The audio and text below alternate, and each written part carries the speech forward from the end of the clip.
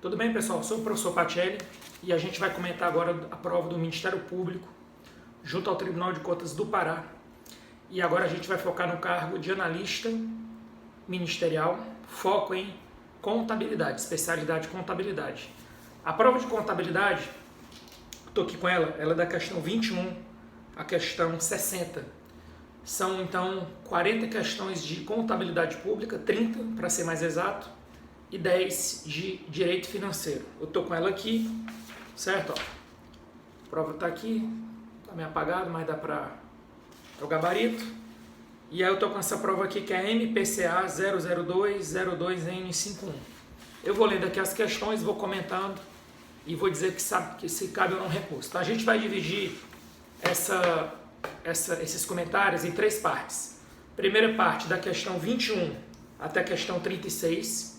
Vão dar aí 16 questões, 36, 37.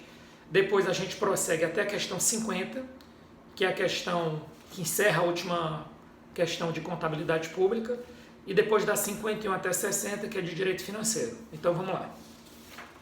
Questão 1. Pergunta para você falar sobre o sistema de contabilidade federal. A gente sabe que a STN é o órgão central do Sistema de Contabilidade Federal, Secretaria de Tesouro Nacional, e aqui pede a afirmativa certa. Eu vou logo no que interessa, que são as afirmativas erradas, e eu concordo com o gabarito, e vamos lá. Letra A.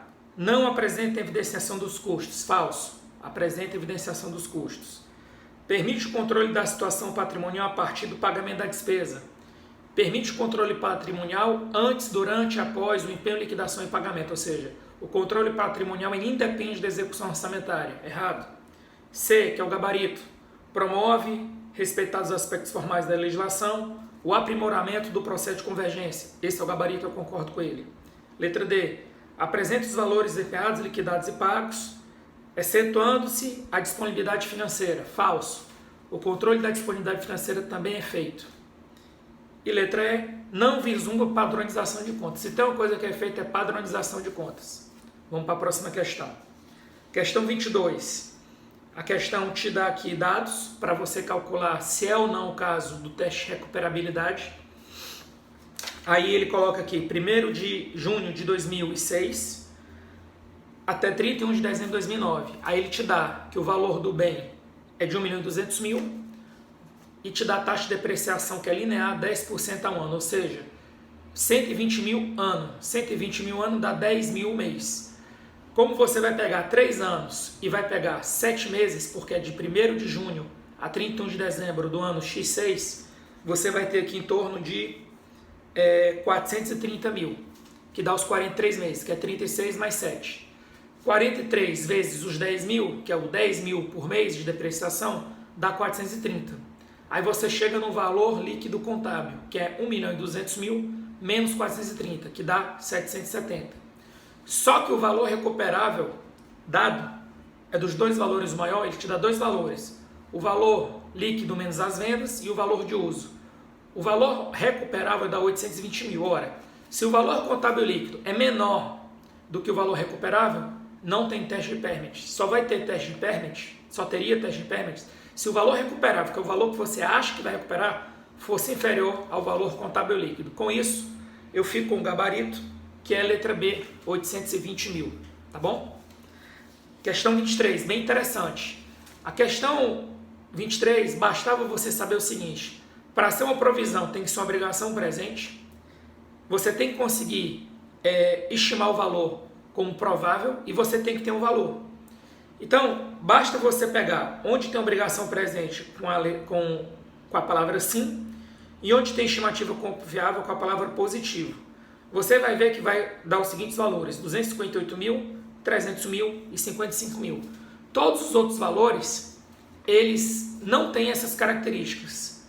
Não são obrigações presentes ou não dá para fazer a estimativa de forma confiável. Então, por eliminação, você chega nesses aí.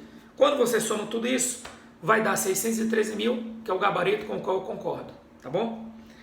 Aí, questão 24, que foi bem interessante. Ele pergunta, quando você presta contas, ele dá aqui o lançamento, débito, VPD, crédito, adiantamento concedido a terceiro. Ou seja, você está dando baixa numa conta que é adiantamento a terceiros. Adiantamento a terceiros é um direito que você tem de cobrar o servidor a prestação de contas. Então, o que é adiantamento a terceiro? Eu adiantei um dinheiro para você. Então, eu tenho um direito perante você, que é o servidor público, que é o agente suprido, que é uma conta devedora. Como é que eu dou baixa numa conta devedora? Eu acredito. Mas quando é que você vai dar baixa nessa conta devedora, que é o lançamento que está aqui, que é o crédito? Quando o servidor prestar contas, que é justamente o gabarito, que é a letra B de bola, com o qual eu concordo. Próximo. Questão 25. Deixa eu ver se eu pulei algum aqui. Não, já foi a 21, 22, 23, 24. 25. A questão 25, ela te dá dados sobre um ativo intangível. E aí pede para você calcular o valor dele. O que é que a gente sabe de qualquer ativo? Que entra no custo do ativo o valor da compra e o valor para colocar em uso. Então, qualquer gasto que você teve para colocar o bem em uso é incorporado ao valor. Além disso, os tributos não recuperáveis também são incorporados ao valor. Com base nisso, o que é que acontece? O custo foi 25 mil, tributos não recuperáveis 10% de 25 mil, então dá 2.500. Então, 25 mil mais 2.500. Pagamento de profissionais para instalação. Como é para instalar, faz parte do custo. 4 mil. E custo para realização de teste, ou seja, para ver se está funcionando e está em condições de uso. 1.800. Qualquer dado a mais que foi dado aqui, que é despesa administrativa, são dados inúteis. Quando você soma tudo isso, você chega no gabarito que é 33.300. Eu concordo com o gabarito, sem recurso aqui também. Questão 26. Ele te dá aqui o seguinte: uma entidade pública recebeu um terreno em doação. Se ela recebeu um terreno, é porque não houve entrada de dinheiro, logo não é receita. Se ela recebeu um terreno, é porque o ativo dela aumentou. Então houve uma superveniência do ativo, que o CESP considera como superveniência ativo. Gabarito é de elefante, não tem recurso. Próximo. Assinala a opção que apresenta uma variação patrimonial aumentativa. Extinção de um passivo concomitante de um ativo de mesmo valor. Isso aqui é um feto permutativo porque você diminui passivo e diminui ativo, que é a letra A, está errado. Aumento do PL advindo de contribuições dos proprietários. Isso aqui não altera, não é VPA, tá? Porque está nas exceções. Aquisição de novos ativos para incorporação ao patrimônio da entidade. Também não é uma variação patrimonial aumentativa. Recebimento dos valores de contribuintes decorrentes de um fato gerador de natureza tributária. É com esse que eu fico. E extinção de um valor econômico de um ativo. Isso aqui é uma insubsistência do ativo. Então eu concordo com o gabarito, letra D. A questão seguinte é a questão 28 e 29. Para simplificar aqui, o que é que eu vou fazer? Eu já vou dar todas as contas aqui que se referem a ativo ou passivo. Então, essa prova você tinha que ter o seguinte dado. Vamos ver o que o cara está perguntando. Então, o que é que ele está perguntando na questão 28? O ativo circulante ou não circulante. E o que é que ele está perguntando na 29? O passivo. Então, o que é que você deveria fazer? Você deveria pegar os valores que estão aqui na tabela 2A1-1 e verificar o que é passivo e o que é ativo. O que não for nem ativo nem passivo, você tinha que eliminar da sua conta. Então, vamos lá. Disponível é ativo circulante. Salários e encargos é VPD, então não é nada. Não é nada para isso aqui. Provisões, passivo circulante. Receita de transferência, receita, não entra na nossa conta, é um dado inútil para essas questões. Estoques, ativo circulante. Financiamentos, passivo não circulante. Tributos a recolher, passivo circulante. Veículos pesados, ativo não circulante. Depreciação acumulada, conta retificadora do ativo não circulante, então ela é negativa. Importante isso, senão o cálculo não bate. Variação patrimonial diminutiva paga antecipadamente, ativo circulante. Terreno, ativo não circulante. Despesa com água, receita de taxas, receita de aplicações, dados inúteis, para o que a gente quer aqui. Materiais permanentes, ativo não circulante. Aplicações financeiras, ativo circulante. E patrimônio é o PL. Despesas de aluguéis, dados inúteis. Se você fez isso aqui que eu fiz, agora fica fácil. Então você vai chegar que o valor do ativo circulante vai dar 52 mil e o do ativo não circulante 210 mil. Lembrando que quando você for calcular o ativo não circulante, você tem que lembrar de diminuir, subtrair os 14 mil. Se você não diminuir os 14 mil da depreciação acumulada, a questão não bate. Então esse era o segredo aí dessa questão, certo? Com os mesmos dados que eu acabei de responder, você vai chegar à conclusão que o passivo soma 88 mil. Então, as questões 28 e 29 para mim sem recurso. Próximo. Agora a gente vai falar de reavaliação. A reavaliação, primeiro, quando você tem reserva de reavaliação, quando você acredita no PL, você acredita no PL, na reserva de reavaliação. Não passa por conta de resultado. Lembra disso aí, que isso mudou no MCAS para a 8ª edição e foi cobrado nessa prova. Então essa prova foi muito boa para formatar, firmar esse conhecimento. Então vamos lá. A respeito do processo de reavaliação, julgo os entes a seguir. Na reavaliação de bens imóveis específicos, a estimativa do valor justo pode ser realizada utilizando-se o valor de reposição devidamente depreciado. Então, às vezes, você não tem um bem exatamente naquela idade, ou seja, você tem um bem, o seu bem tem 2 anos e você encontrou um bem novo. Então, o que você faz? Você pega o valor de reposição e deprecia ele. Pode ser usado isso como valor de reavaliação? Pode, não tem nenhum problema. O custo de construção de um ativo com semelhante potencial de geração de benefício pode ser adotado como valor de mensuração de um bem imóvel? Pode. O resultado positivo, conta credora, decorrente da primeira reavaliação, deverá ser considerado como reserva de reavaliação. Esse aqui era a pegadinha. Essa parte aqui, esse item 3, era para justamente pegar as pessoas que só tinham lido o MCASC 7ª edição e 6ª edição, que não se atualizaram. Porque essas pessoas iam ficar na dúvida, será que é reserva de reavaliação ou será que é VPA? Grupo 4.6, resposta, reserva de reavaliação, grupo 2.3. O 4.6 ele só serve para uma coisa hoje, alienação com ganho de capital. Beleza? Questão 31. Caso a legislação de determinado estado estabeleça que o fato gerador de um imposto ocorra no dia 1º de janeiro, o reconhecimento do direito a receber relativo a esse imposto deverá ser registrado nesse ente federado. Ora, ele não está falando da arrecadação, ele está falando do direito a receber. O direito a receber é a superveniência do ativo, é o acréscimo patrimonial. Tem que ser no dia 1º. Eu fico com a letra C, concordo com o gabarito da banca. Questão 32, estamos chegando a 36 já, que a gente vai dar pausa e depois volto com o segundo bloco. A questão 32 pergunta o seguinte: custos irrisórios, sistema de custos. Quando você está trabalhando com custos irrisórios, qual é a sua principal fonte? Orçamento. Isso eu bato nos vídeos que eu ensino o sistema de custos. Essa é uma parte que eu bato mesmo, ou seja, para a pessoa não errar. Falou custos irrisórios, materiais recebidos sem contraprestação, você usa como fonte o orçamento, certo?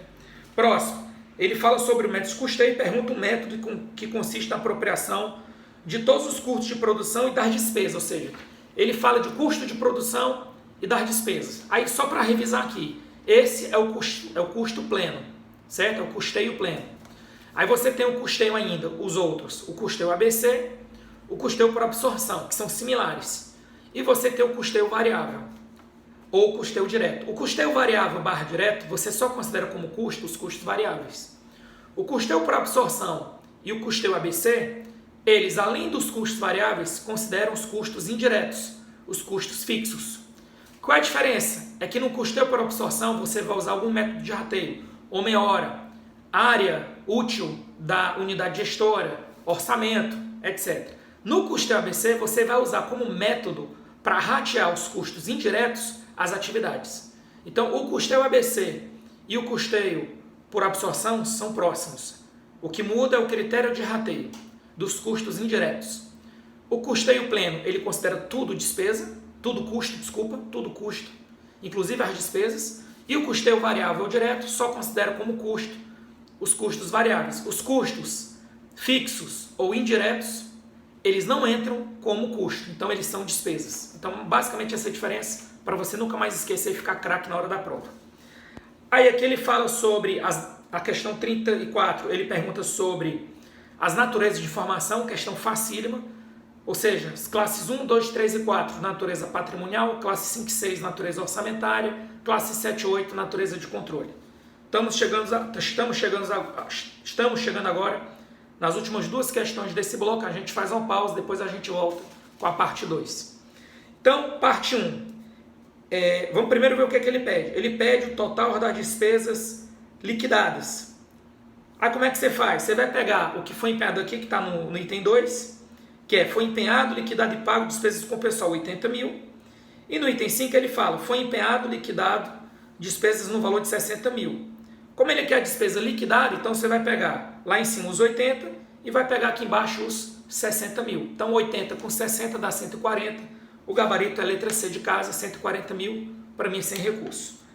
E aí, ele pergunta na questão 36, qual o valor dos recebimentos extra-orçamentários? Aqui tinha uma pegadinha. Porque no item 5, no item 6, na verdade, ele fala que você recebe depósitos. Depósito é 20 mil. Tinha 20 mil aqui? Tinha 20 mil aqui. Porém, só o 20 mil está errado. Porque a gente sabe que no balanço financeiro entram os restos a pagar inscritos. E os restos a pagar inscritos aqui foi um valor. Foi quanto? Foi 60 mil dividido por 2. Porque foi pago metade dos 60 mil. Ou seja, tem 30 mil que foi inscrito em restos a pagar. Então você deveria somar 20 com 30 para chegar nos 50. O gabarito letra C de casa. Quem fez isso aí acertou, bateu o gabarito preliminar na banca, com o qual eu concordo. Daqui a pouco a gente volta. Ah não, e era até a questão 37. A questão 37 ele pergunta sobre os impostos.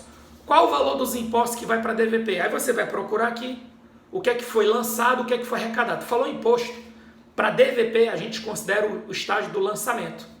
E o lançamento aqui foi no valor de 200. O que foi arrecadado foi 70%. O que foi arrecadado é irrelevante para fins de DVP. O que conta é o estágio do lançamento da receita, que no caso foi 200 mil. Eu fico com o gabarito, letra C de casa. Lembrando que tinha a opção dos 140 mil para quem considerou arrecadação, que está errado. Beleza? Então com isso a gente chegou na questão 37. No próximo bloco a gente volta com a questão 38 em diante. Até daqui a pouco.